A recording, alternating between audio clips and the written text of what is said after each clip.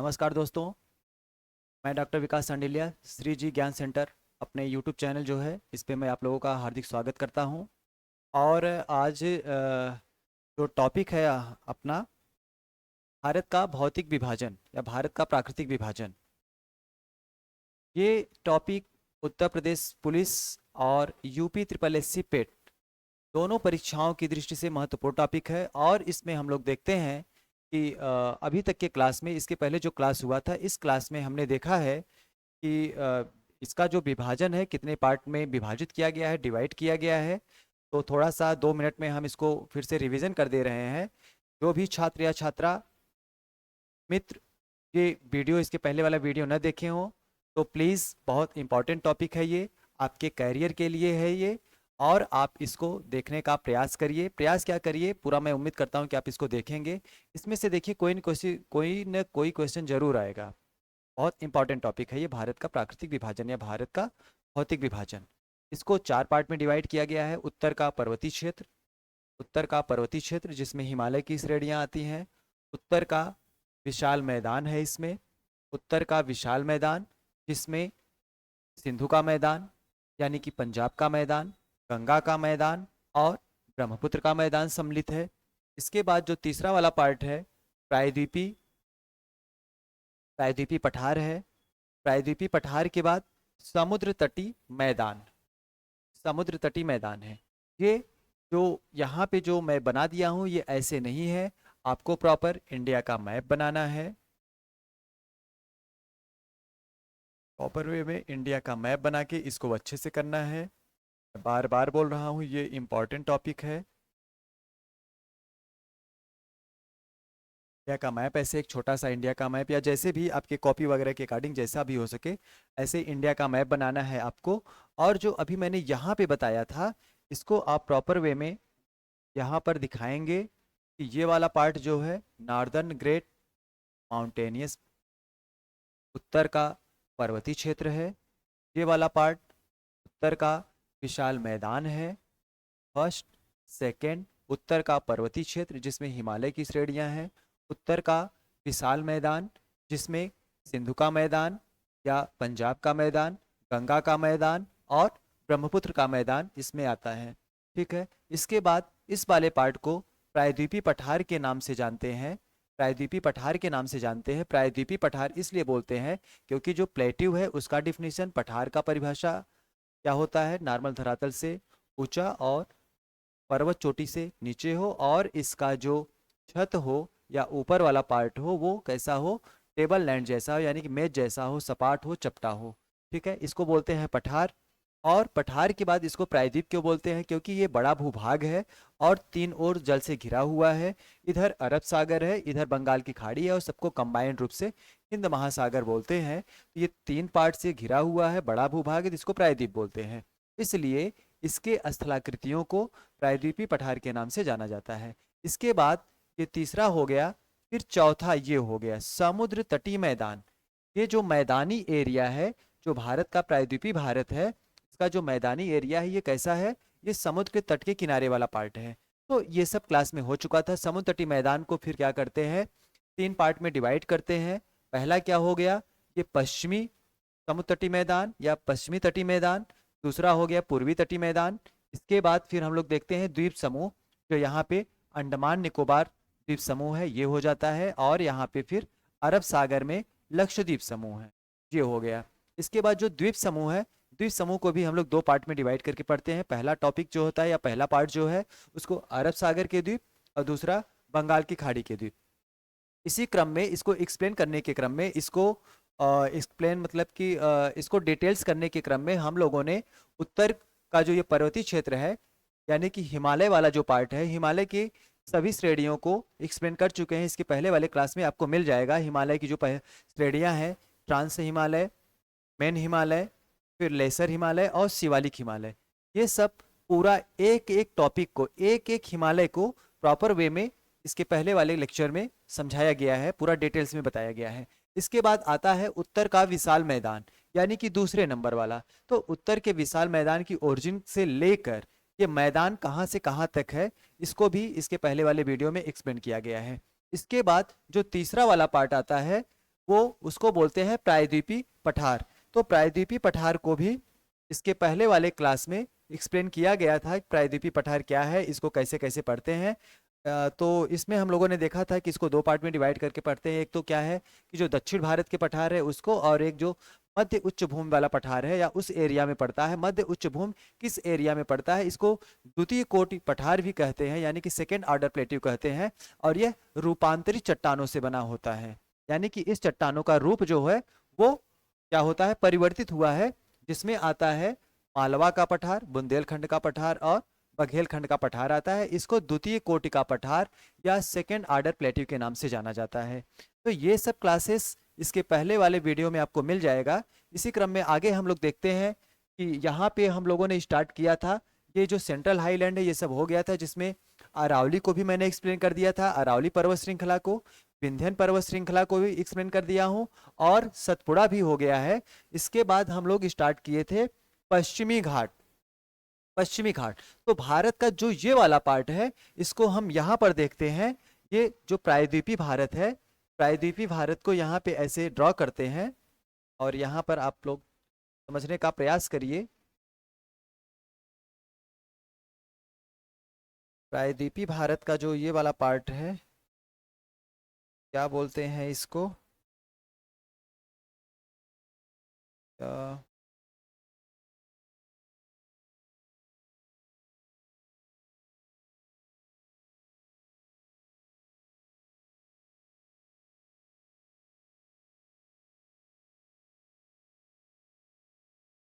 ये वाला जो पार्ट है, एक मिनट थोड़ा सा,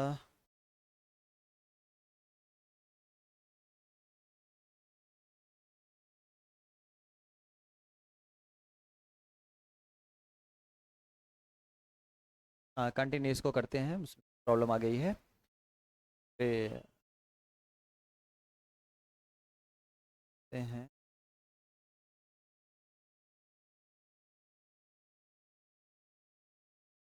सॉरी थोड़ा सा प्रॉब्लम हो रही है, तो इसके लिए हम थोड़ा सा, मोबाइल में कुछ प्रॉब्लम आ गया है, किसी का फ़ोन आ रहा है और ये पता नहीं चल पा रहा है कि इसमें कैसे क्या हो गया है।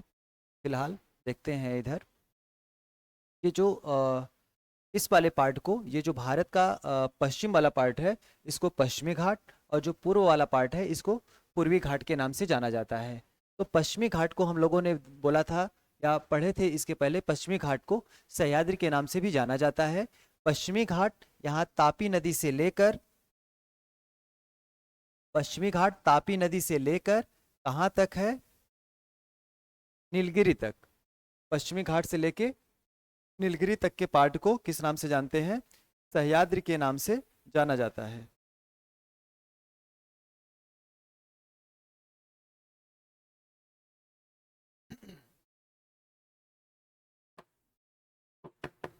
इसको सह्याद्री के नाम से जाना जाता है। और सह्याद्री को भी हम लोग क्या करते हैं, तीन पार्ट में डिवाइड किए हैं, यानी कि ये जो है तापी नदी, तापी नदी से लेके मालप्रभा नदी, तापी नदी से लेके मालप्रभा नदी, यानी कि महाराष्ट्र से लेके ये जो गोवा तक का पार्ट है, यानी कि यहाँ से महाराष्ट्र स्टार्ट हो रहा है, महाराष्ट्र, महाराष्ट्र और यहाँ पे गोवा, इसको बोलते हैं नॉर्दर्न सह्याद्री या उत्तरी सह्याद्री।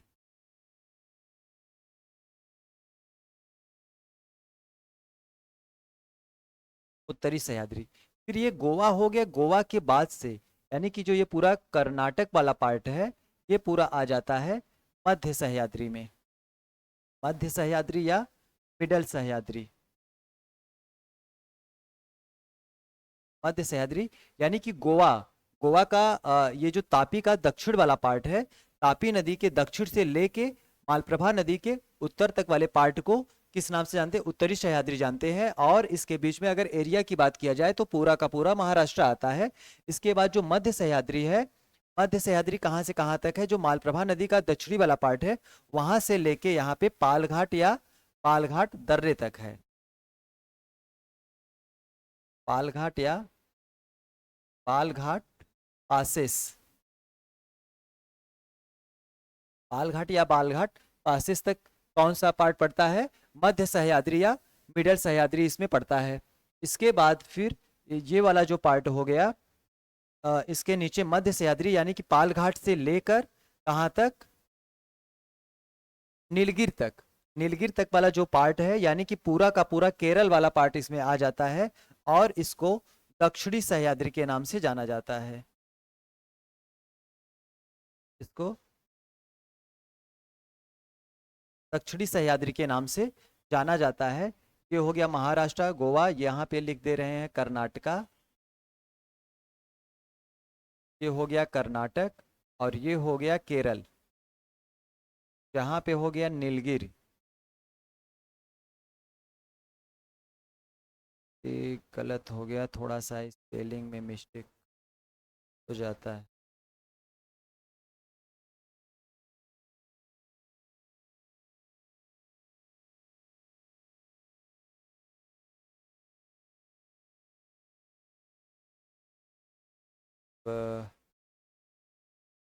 क्या ही मात्रा में थोड़ी सी प्रॉब्लम आ जाए, नीलगिरी तक है। ये तो हो गया पश्चिमी घाट या वेस्टर्न घाट। पश्चिमी घाट या वेस्टर्न घाट, मोबाइल में अभी देखिए न्यू मोबाइल लिया है सैमसंग का, लेकिन इसमें भी कुछ न कुछ प्रॉब्लम आ गई। क्या प्रॉब्लम है पता नहीं चल पा रहा है, ये इसमें लाइट ही ऑन नहीं हो पा रहा है, कहाँ से क्या प्रॉब्लम आ गया है इसमें। खैर फिलहाल इसको बाद में देख लेते हैं।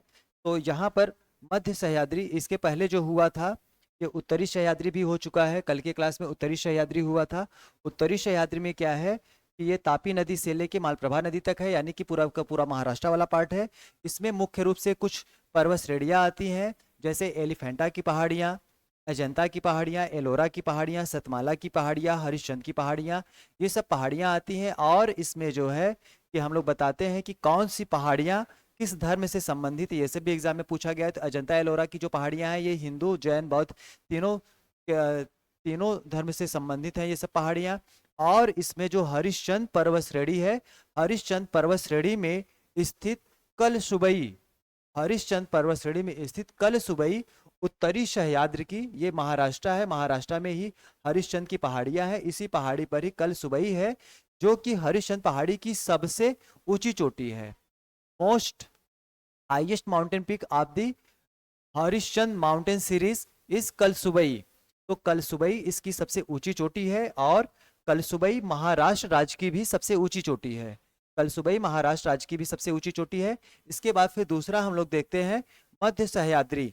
तो मध्य सह्याद्री की बात करें तो मध्य सह्याद्री गोवा के मालप्रभा नदी के दक्षिण से प्रारंभ होकर ये जो कर्नाटक है, कर्नाटक के मालप्रभा, कर्नाटक और केरल के बॉर्डर पे मालप्रभा या ये पालघाट या बालघाट पासेस या दर्रा है, वहां तक इसका विस्तार है। लगभग 600 किलोमीटर की दूरी तक इसका विस्तार है। इसकी प्रमुख श्रेणियां हैं बाबा बुदन की पहाड़ियां, चिकमंगलुरु की पहाड़ियां, बाबा बुदन की पहाड़ियां हैं, चिकमंगलुरु की पहाड़ियां हैं, और मणिकेर की पहाड़ियां हैं। बाबा बुदन की पहाड़ी की सबसे ऊंची चोटी, बाबा बुदन की जो पहाड़ियां हैं, इसी पर जो ये मध्य सह्याद्री है, इसमें भी क्या है मुख्य रूप से कुछ पहाड़ियां हैं, कुछ प्रमुख पहाड़ियां हैं जो बाबा बुदन की पहाड़ियों के रूप के नाम से जाना जाता है, या चिकमंगलुरु पहाड़ियों के नाम से जाना जाता है, और या तो एक है मणिकेर की पहाड़ियां, उसके नाम से जाना जाता है।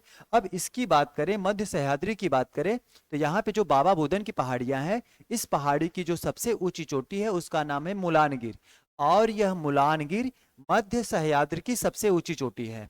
मुलानगिर मध्य सह्याद्री की सबसे ऊंची चोटी है। और इसमें क्या है कि मोबाइल हैंग कर गया है, तो अभी वीडियो बना रहे हैं, वॉइस आपका तेज आ रहा है, पता नहीं कहाँ से कैसे क्या हो गया है। तो अभी फ़ोन कट कर दीजिए, मैं आपसे बाद में बात करता हूँ, ठीक है। तो अभी आवाज़ नहीं आ रही और मोबाइल में कुछ दिख भी नहीं रही, पता नहीं कैसे क्या हो गया है इसमें। तो अभी कंटिन्यू वीडियो चल रहा है, तो अभी थोड़ा सा कुछ देर के लिए थोड़ा शांत रहिए।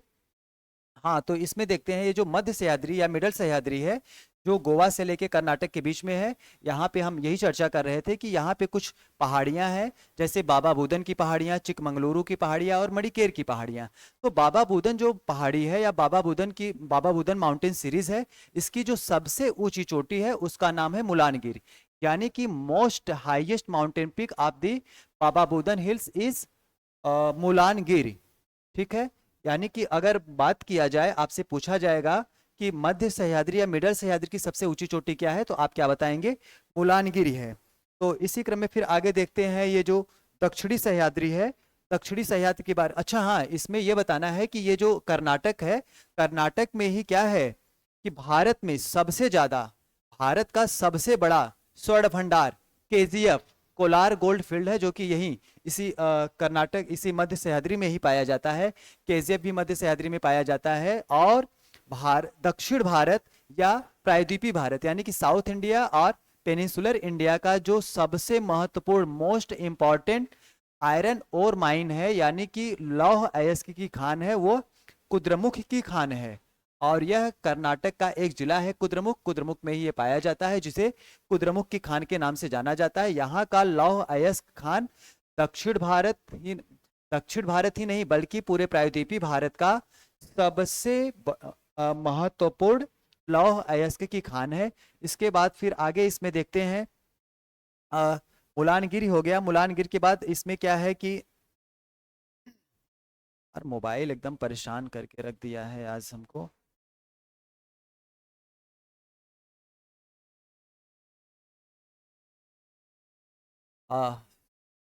नहीं क्या हो गया इसमें।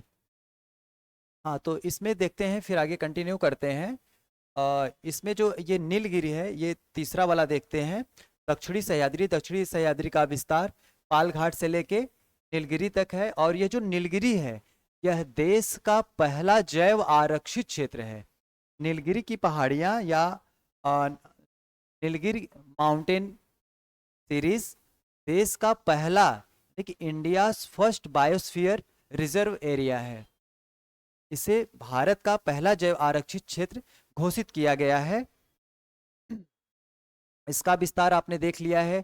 यहाँ पे क्या है कि इसकी जो लंबाई है लगभग 290 किलोमीटर के बीच में है, 290 किलोमीटर के बीच में है इसकी कुल लंबाई, जो कि पालघाट दर्रे से लेके नीलगिरी तक है। और अगर इसकी बात की जाए तो इसमें भी यार पता नहीं किसका बार बार फोन आ रहा है, मोबाइल ये काम नहीं कर रहा है, काम कर रहा भी न्यू मोबाइल है लेकिन इसके बाद भी पता नहीं क्या हो गया है। तो अच्छा चलिए छोड़िए, इसमें करते हैं। यहाँ पे क्या है, कार्डमम की पहाड़ियाँ हैं, अन्नामलाई की पहाड़ियाँ हैं, पलनी की पहाड़ियाँ हैं।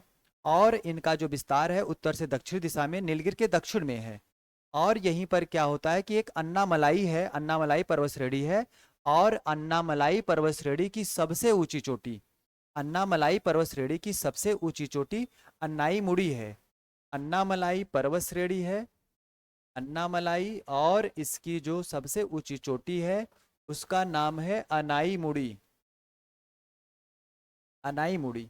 इसकी हाइट है 2696 मीटर, 2696 है। और यह दक्षिण दक्षिणी सह्याद्री की सबसे ऊंची चोटी है।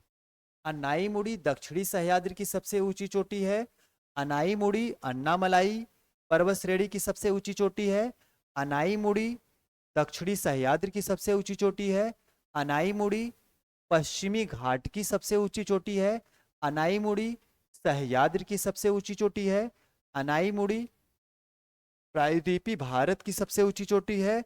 और अनाई मुड़ी दक्षिण भारत की भी सबसे ऊंची चोटी है।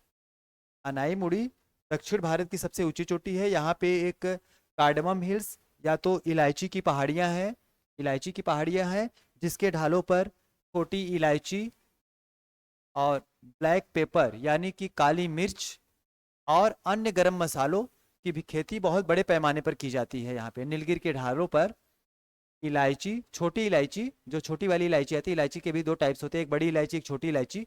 बड़ी इलायची का उत्पादन कहाँ पे होता है, नॉर्थ ईस्ट इंडिया में होता है। और जो छोटी इलायची है उसका उत्पादन कहाँ पे होता है, नीलगिरी के ढालों पर होता है। यहाँ पर एक पहाड़ी का ही नाम है इलायची की पहाड़ी। वहाँ पर क्या होता है, गरम मसालों की खेती होती है और बड़े पैमाने पर खेती होती है। और ये जो पार्ट है, ये जो दक्षिणी सह्याद्री वाला पार्ट है, यह गरम मसालों की खेती यहाँ पे बहुत बड़े पैमाने पर होती है। इसलिए केरल राज्य को मसालों गरम मसालों के बगीचे के नाम से जाना जाता है। केरल राज्य को मसालों के बगीचे के नाम से भी जाना जाता है। ये कहाँ पर है, ये दक्षिणी सह्याद्री में है। ठीक है, इसके बाद फिर हम लोग देखते हैं पूर्वी घाट। पूर्वी घाट को कल करते हैं, आज के लिए थोड़ा सा हम क्षमा चाहते हैं, मोबाइल में बार बार फोन आ रहा है। और किसी का ज़रूरी फ़ोन है इसलिए बार बार फ़ोन आ रहा है और मोबाइल काम नहीं कर रहा है अभी, तो इसमें फिर कंटिन्यू करते हैं।